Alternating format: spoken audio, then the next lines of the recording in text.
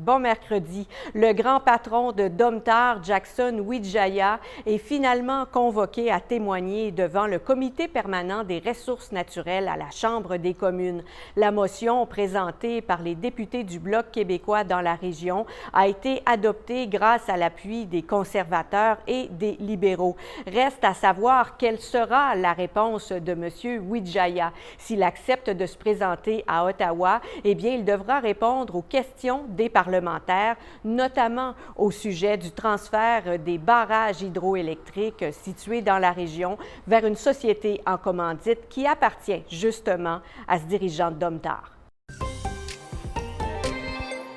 Des acteurs du milieu culturel, dont le théâtre La Rubrique à Saguenay, craignent que le programme La Culture pour tous soit en péril en raison des compressions budgétaires du gouvernement du Québec. Ils incitent les citoyens à signer une pétition en ligne dans le but de demander le maintien des sorties culturelles pour les enfants. La Rubrique, par exemple, accueille chaque année 5000 jeunes spectateurs grâce à ce programme et l'organisation maintient que ces coupes vont carrément fragiliser tout le milieu culturel.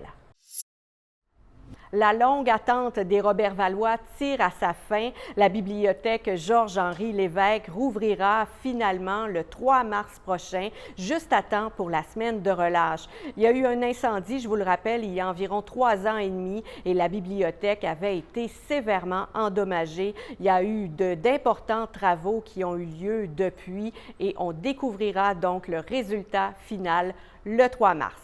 On s'en reparle.